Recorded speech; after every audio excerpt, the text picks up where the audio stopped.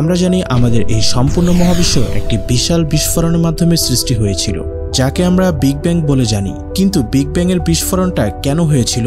কারণ নিউটনের গতির তৃতীয় সূত্র অনুসারে প্রত্যেক ক্রিয়ার একটি সমান বা বিপরীত প্রতিক্রিয়া থাকে। সেই অনুযায়ী বিগ ব্যাং এর এই বিস্ফোরণের ক্রিয়াটি কি ছিল, অর্থাৎ কেন এই বিস্ফোরণটি হলো, বিগ ব্যাং এর পিছনে কি ক্রিয়া ছিল এবং কেন এটি ঘটেছিল, এই প্রশ্নটি মহাবিশ্বের সূচনা সম্পর্কে সবচেয়ে গভীর ও জটিল প্রশ্নগুলোর মধ্যে একটি।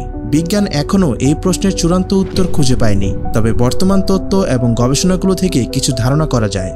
যেমন কোয়ান্টাম ফ্ল্যাকচুয়েশন। কোয়ান্টাম মেকানিক্স অনুসারে নাথিংনেস বা শূন্যস্থানও স্থির নয়। শূন্যস্থানে শক্তির ক্ষুদ্র ফ্ল্যাকচুয়েশন হতে পারে, এটি বিগ ব্যাং এর ট্রিগার হতে পারে। এছাড়াও মাল্টিভার্স তত্ত্ব অনুযায়ী আমাদের মহাবিশ্ব একটি বিশাল মাল্টিভার্সের অংশ, যেখানে একাধিক মহাবিশ্ব থাকতে পারে। হতে পারে অন্য কোনো মহাবিশ্বের ক্রিয়া থেকে বিগ ব্যাং সংঘটিত হয়েছিল। তবে স্টিফেন হকিং বলেছিলেন সময় ও স্থান বিগ ব্যাং এর সঙ্গে শুরু হয়েছিল, এর আগে কোনো সময় ছিল না। যদি সময় না থাকে তাহলে আগে বা পরে এরকম কোনো প্রশ্নই আসে না। তবে আমাদের ইসলাম ধর্ম অনুযায়ী আল্লাহর নির্দেশে বিগ ব্যাং হয়েছিল, তাই বলা যায় বিগ ব্যাং বিস্ফোরণের একমাত্র ক্রিয়া হলো আমাদের মহান আল্লাহ তাআলা। এই ধরনের আরো ইন্টারেস্টিং ভিডিওর জন্য এখনই সাবস্ক্রাইব করুন।